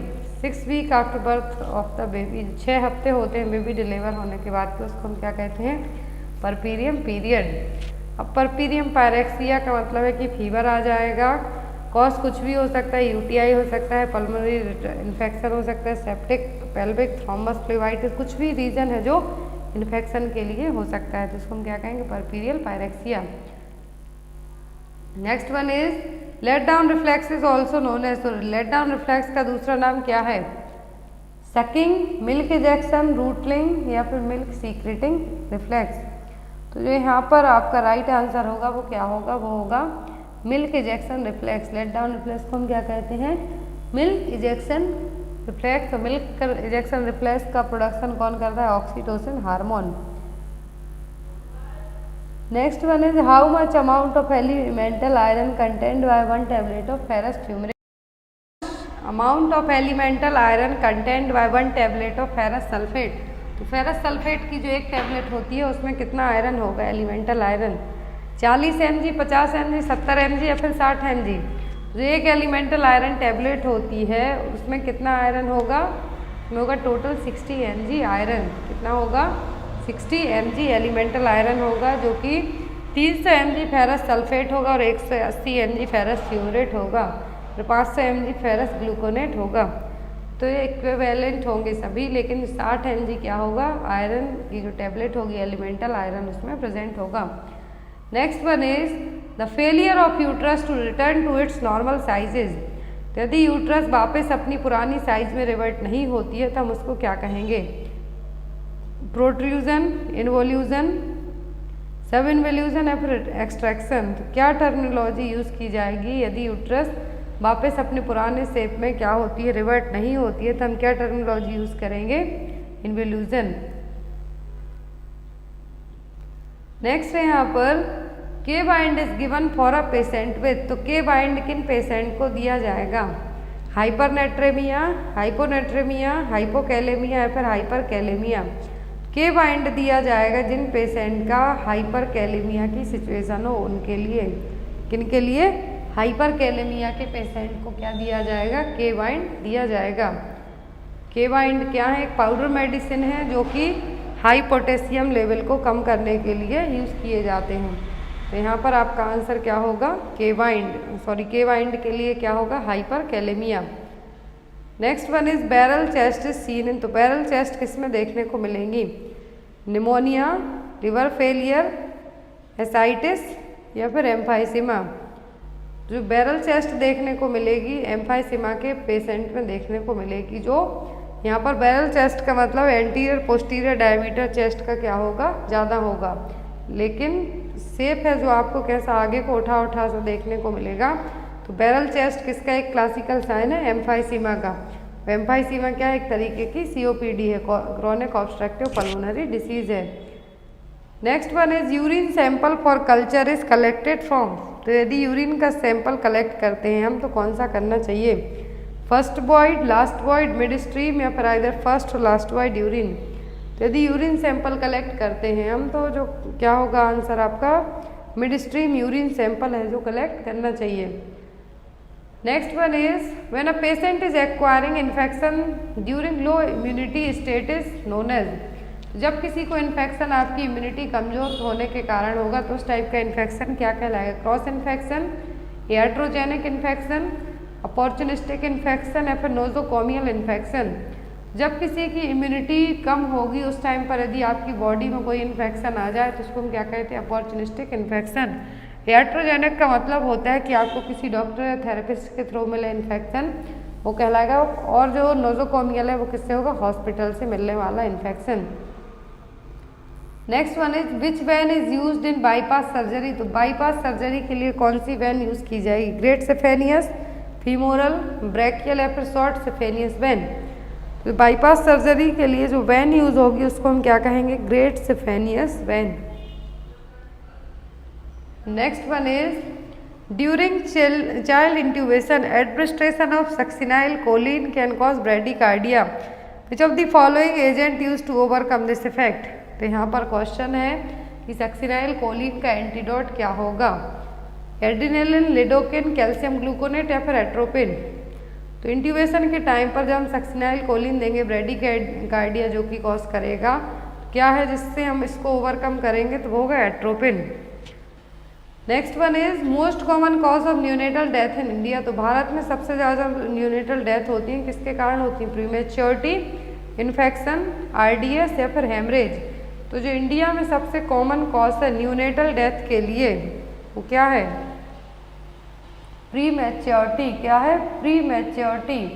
और यदि चिल्ड्रंस में पूछे तो क्या है, डायरिया। बट यदि इन्फेंट यहाँ पर पूछा है कि न्यूनेट में क्या है, prematurity. Next one is with the ordinary stethoscope the fetal heart sound can be detected earliest between which week of pregnancy. तो ऑर्डिनरी स्टेथोस्कोप से हम कितने वीक की प्रेगनेंसी में फीटल हार्ट साउंड को सुन सकते हैं और डिटेक्ट कर सकते हैं, 6 to 8 week, 24 to 26 week, 18 to 20 week या फिर 8 to 10 वीक। तो जो ऑर्डिनरी स्टेथोस्कोप होंगे उनसे हम फीटल हार्ट साउंड जनरली 18 से 20 वीक की प्रेगनेंसी में सुन सकते हैं। Next, what is the normal colour of amniotic fluid when the bag of water is rupture. तो यदि बैग ऑफ वाटर रप्चर होता है तो यहाँ पर एमनियोटिक फ्लूइड का कलर कैसा होगा, नॉर्मल की बात की जा रही है ना कि पोस्ट टर्म प्रेगनेंसी की कि RH इनकम्पेटेबिलिटी की, किसी भी तरीके की नहीं, साफ साफ कहा है नॉर्मल एमनियोटिक फ्लूइड का कलर कैसा होगा, क्लियर होगा, ग्रीनिश होगा, ब्राउनिश होगा कि गोल्डन होगा। अब यहाँ पर 4 ऑप्शन में से आपका आंसर क्या होगा, तो सबसे पहली चीज़ एमनियोटिक फ्लूइड है जो क्लियर कॉन्साइज कलर का होगा, मतलब कैसा, बिल्कुल क्लियर होगा। इसमें यदि ग्रीनिश कलर है, ब्राउनिश कलर है, दैट मीन्स कुछ ना कुछ एबनॉर्मलिटीज़ तो डेवलप हुई हैं, ज़रूर हुई हैं। तो यदि नॉर्मल पूछे तब आप क्या कहेंगे कि ये क्या है, क्लियर है। लेकिन एमनियोटिक फ्लूइड में कलर के कारण कुछ एबनॉर्मलिटीज़ की बात आती है, ग्रीन कलर का होता है। यदि एमनियोटिक फ्लूइड ग्रीन कलर का है दैट मीन्स क्या है, मेकोनियम स्टैंड, बेबी का जो फर्स्ट पासिंग स्टूल है वो उसमें आ गया तो ग्रीन हो गया। गोल्डन है मतलब माँ को RH इनकम्पेटेबिलिटी है। ऐसे केस में एज सून एज बच्चा डिलीवर होता है और कॉर्ड क्लैंप कट की जाती है, अर्ली कॉर्ड क्लैंपिंग की जाती है कि माँ की जो एंटीबॉडी है वो बच्चे में ट्रांसफ़र ना हो पाए। यदि ग्रीनिश येलो कलर का है मतलब बच्चा पोस्ट मैच्योरली पैदा हुआ है, दैट मीन्स 42 वीक की प्रेगनेंसी के बाद बच्चा पैदा हुआ है तो ग्रीनिश येलो रहेगा। जैसे जैसे 35 वीक की प्रेगनेंसी के बाद जैसे जैसे वीक्स बढ़ते जाएंगे वैसे वैसे एमनियोटिक फ्लूइड का कम है जो लेवल है कम होते जाएगा, जिसको हम AFI इंडेक्स कहेंगे, एमनियोटिक फ्लूइड इंडेक्स कहेंगे। जैसे जैसे प्रेगनेंसी 35 वीक के आगे जाएगी AFI इंडेक्स कम होते जाएगा और हाइड्रोमनियस होने के चांसेस बढ़ जाएंगे। पोस्ट मैच्योर प्रेगनेंसी में हाइड्रोमनियस होने के चांसेस ज़्यादा रहेंगे। और यहाँ पर यदि डार्क रेड कलर का आता है एमनियोटिक फ्लूइड, दैट मीन्स कुछ ना कुछ एक्सीडेंटल ब्लीडिंग हुई है, हेमरेज हुआ है। यदि टोबैको जूसी, ऐसा तंबाकू का जो कलर होता है ब्राउनिश टाइप का रहेगा amniotic fluid, that means baby जो फीटस है उसकी डेथ यूट्रस में ही हो चुकी है। इंट्रा यूट्राइन डेथ, बेबी की जो डेथ है वो कहाँ हो गई, यूट्रस में ही हो गई है, तब एमनियोटिक फ्लूइड का कलर ब्राउन रहेगा। और इन केस आप बहुत सारे केसेस सुनते हैं कि यदि माँ के यूट्रस में ही बच्चे की डेथ हो जाती है और यदि जो बच्चा डेथ हुआ है उसको विदिन 24 आवर के बाहर नहीं निकाला जाता है तो माँ को इन्फेक्शन फैलना स्टार्ट हो जाता है, माँ को सेप्टिसीमिया होने के चांसेस बहुत ही ज़्यादा बढ़ जाते हैं। Next is inflammation of the fallopian tube. तो फैलोपियन ट्यूब का इन्फ्लामेशन क्या कहलाएगा? ऑप्शन में है यहाँ पर साल्पिंजाइटिस, एंडोमेट्राइटिस, सर्विसाइटिस या फिर वेजाइनाइटिस। तो यहाँ पर जो फैलोपियन ट्यूब जिसको आप यूटेराइन ट्यूब के नाम से भी जानते हैं, तो एक इसके इन्फेक्शन और इन्फ्लामेशन को आप क्या कहेंगे? साल्पिंजाइटिस। क्या कहेंगे? साल्पिंजाइटिस। तो यहाँ पर आपका आंसर होगा साल्पिंजाइटिस।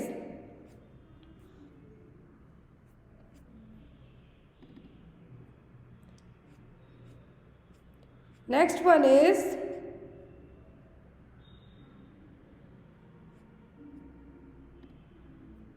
विच stage of puerperium period is called remote stage. ये क्वेश्चन हमने कुछ दिन पहले भी पढ़ा था कि परपीरियम पीरियड में रिमोट स्टेज कौन सी कहलाएगी? Within 24 hour after the child birth, early up to 7 days या फिर अप टू 6 वीक या फिर none of the above. Puerperium period में रिमोट स्टेज कौन सी कहलाएगी? तो रिमोट स्टेज कहलाती है अप टू 6 वीक तक की। कितनी? 6 वीक तक की। अब यहाँ पर स्टेज होती है परपीरियम पीरियड की। परपीरियम पीरियड की 3 स्टेज होती हैं। इमीडिएट परपीरियम मतलब पहले 24 घंटे, the first 24 hour after पर्चुरेशन। Baby की डिलीवरी होने की प्रोसेस क्या कहलाएगी? बर्थ, जो वेजाइनल बर्थ है या फिर जन्म देने की जो प्रक्रिया है वो कहलाती है पार्चुरेशन। तो यहाँ पर 24 आवर, जो फर्स्ट 24 आवर है ये कहलाएगा पार्चुरेशन के बाद का immediate puerperium period. Early puerperium होगा फर्स्ट वीक का। कौन सा? फर्स्ट वीक का। रिमोट परपीरियम होगा जब तक जो 6 वीक का पूरा ड्यूरेशन दिया जाता है परपीरियम पीरियड को, तो वो कहलाएगा पोस्टपार्टम पीरियड और puerperium period. Remote puerperium period जो कि अप टू 6 वीक तक का रहेगा, जिसमें माँ के जो जेनाइटल ऑर्गन्स हैं वापस से रिवर्ट बैक नहीं हो जाते हैं, वो time period. Next one is the failure of uterus to its normal sizes. यदि इन केस किसी भी रीजन से यूट्रस वापस से अपने शेप में नहीं जाती है तो वो क्या कहलाएगी? इन्वोल्यूजन, सब इन्वोल्यूजन, रिट्रैक्शन या फिर all of the above. Involution का मतलब तो है कि वापस से रिवर्ट बैक हो जाना। नॉन प्रेग्नेंट स्टेज में मतलब प्रेगनेंसी नहीं है, जब नॉन प्रेग्नेंट स्टेज है तो यूट्रस का वजन होता है 60 ग्राम तक, लेकिन प्रेगनेंसी में 1000 से 1100 ग्राम तक हो जाता है। अब यहाँ पर डिलीवरी के बाद फीटस बाहर आ गया, प्लेसेंटा बाहर आ गया, एमनियोटिक फ्लूइड बाहर हो गया, तो 5 kg तक वेट तो तुरंत ही घट जाता है। अब यहाँ पर यूट्रस का वजन जो कि एक इलास्टिक वे में बढ़ती जाती है, जैसे जैसे जेस्टेशनल पीरियड बढ़ता है वैसे, तो नॉर्मल से रिवर्ट बैक होगी और इसको टाइम लग जाता है पूरी बॉडी के जो रिप्रोडक्टिव ऑर्गन है उनको 6 वीक तक का, जिस पीरियड को हम कहते हैं परपीरियम और पोस्टपार्टम पीरियड। तो यदि यूट्रस वापस से रिवर्ट बैक नहीं हो पाती है तब हम इसको कहेंगे सब इन्वोल्यूजन। क्या कहेंगे? सब इन्वोल्यूजन। और सब इन्वोल्यूजन देखने को मिलता है ग्रैंड मल्टीपैरारिटी में, जिसके 3 से ज़्यादा बच्चे हुए हों। ट्विन प्रेगनेंसी में जिसमें यूट्रस ओवर डिस्टेंटेड रही हो। इल मैटरनल हेल्थ, माँ की हेल्थ सही नहीं हो। Caesarean section, uterine prolapse, aggravating factors, इन सभी केसेस में क्या होगा? यूट्रस को वापस से रिवर्ट बैक होने में टाइम लग जाता है या फिर यूट्रस रिवर्ट बैक नहीं होगी। Clear? A case of 28 week of pregnancy with pain and bleeding diagnosis is. 28 week की प्रेगनेंसी है, पेन हो रहा है, ब्लीडिंग हो रही है, तो क्या डायग्नोस होगा? प्रीमेच्योर लेबर डायग्नोस होगा, थ्रेटेंड अबॉर्शन होगा, प्लेसेंटा प्रीविया होगा कि एक्सीडेंटल हेमरेज होगा। तो यहाँ पर 28 वीक की प्रेगनेंसी ऑलरेडी हो चुकी है, तो अबॉर्शन के केस में नहीं जाएगा, यहाँ पर 20 वीक तक कंसिडर किया जाएगा, ना ही प्रीमेच्योर लेबर में जाएगा। तो यहाँ पर ये जो 28 वीक की प्रेगनेंसी है, दर्द के साथ ब्लीडिंग होती है, तो ये कहलाएगा आपका एक्सीडेंटल हेमरेज। क्या कहलाएगा? Accidental haemorrhage. प्लेसेंटा प्रीविया आप इसको कह सकते हैं, लेकिन जब ये painless bleeding, painless vaginal bleeding होती, मतलब ब्लीडिंग तो होती लेकिन दर्द नहीं होता, पता ही नहीं चलता, दर्द नहीं होता, ब्लीडिंग होती, तब आप प्लेसेंटा प्रीविया कह सकते हैं। बट यहाँ पर जो ब्लीडिंग हो रही है, दर्द के साथ हो रही है, तो ये कहलाएगा आपका एक्सीडेंटल हेमरेज। क्या कहलाएगा? Accidental haemorrhage. Next one is which of the following haemoglobin value denotes anaemia in a pregnant women. तो प्रेग्नेंट वुमेन में हीमोग्लोबिन वैल्यू है जो क्या बताएगी कि एनीमिया है या नहीं। हीमोग्लोबिन लेवल 11%, HB 12%, HB 9% या फिर HB 13%। तो हीमोग्लोबिन का लेवल प्रेग्नेंट वुमेन में 9% से कम जाता है, दैट मीन्स लेडीज़ को क्या हुआ है? प्रेग्नेंट वुमेन को एनीमिया हुआ है। अब यहाँ पर बाय द WHO के जो प्रेगनेंसी में यदि एनीमिया कंसीडर किया जा रहा है तो लेस देन 11 ग्राम पर DL, लेकिन as an mild moderate severe pre severe की हम बात करते हैं तो 9% से यहाँ पर स्टार्ट किया जाता है। कितना से? 9% से। तो यहाँ पर 9% से कम है, मतलब क्या है? एनीमिया हुआ है, फिर इसकी माइल्ड मॉडरेट सीवियर कैटेगरी रहेंगी। क्लियर है? Next one is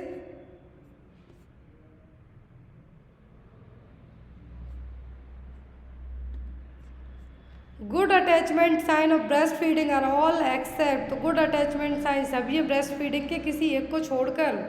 babies mouth widely open, lower lip turn inward, baby's chin touch the breast, majority of areola is inside baby's mouth. Good attachment sign की बात हो रही है, जब बच्चा breast feed करता है तो सभी गुड अटैचमेंट साइन है किसी एक को छोड़कर। तो बेबी का जो माउथ है वाइडली ओपन रहेगा, लोअर लिप बाहर की तरफ होंगे ना कि अंदर की तरफ, बेबी का चिन माँ के ब्रेस्ट को टच करेगा और जो एरियोला का मोस्टली पार्ट है वो बेबी के माउथ में रहेगा, तो ये गुड अटैचमेंट साइन होंगे। लेकिन यहाँ पर जो एक ऑप्शन है वो है lower lip turn inward, generally outward बाहर की तरफ होगा, चिन फर्मली टच द ब्रेस्ट, और यहाँ पर जो बच्चा है अपनी माँ को आई कांटेक्ट भी करने की कोशिश करेगा। तो ये सभी क्या है? गुड अटैचमेंट साइन है, किसके? ब्रेस्ट फीडिंग के गुड अटैचमेंट साइन है यहाँ पर। Next is fertilisation of two different ovum released in same cycle is known as. तो दो डिफरेंट ओवम का एक ही साइकिल में रिलीज होना क्या कहलाएगा? सुपरफिटेशन, सुपरफिकेंडेशन, फीटस अकार्डियाकस या फिर फीटस पेपरिकस।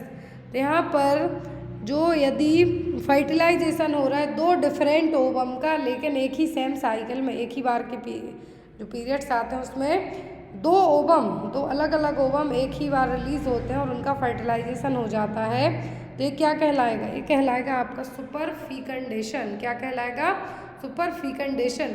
दूसरा होता है सुपरफिटेशन में, मतलब दो डिफरेंट साइकिल में फर्टिलाइजेशन होगा, fertilisation of two ovum in a different cycle. लेकिन यदि fertilisation of two ovum in a same cycle तो वो होगा सुपरफिकेंडेशन। सुपरफिटेशन में होगा दो ओवम का दो अलग अलग डिफरेंट साइकिल में फर्टिलाइजेशन।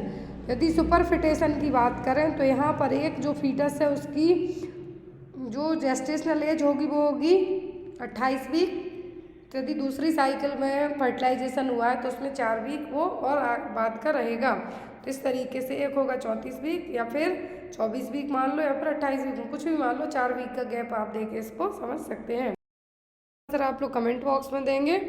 क्वेश्चन है यहाँ पर universal children's day celebrated on. तो हम यूनिवर्सल चिल्ड्रंस डे कब मनाते हैं? 8 मार्च, 14 नवंबर, 29 सितंबर या फिर 21 जून। तो यूनिवर्सल चिल्ड्रंस डे हम कब मनाते हैं, इसका आंसर आप लोग कमेंट बॉक्स में देना। आई होप आपको आज की क्लास, आज के क्वेश्चंस अच्छे लगे हों। कोई भी डाउट रह जाते हैं तो आप मुझे मैसेज करके पूछ सकते हैं व्हाट्सएप पे या फिर कमेंट बॉक्स में। जो भी लोग PDF पेपर्स लेना चाहते हैं वो डायरेक्ट मुझे व्हाट्सएप पे कांटेक्ट करके पेपर्स को परचेस कर सकते हैं। Thank you for watching us, bye bye, take care.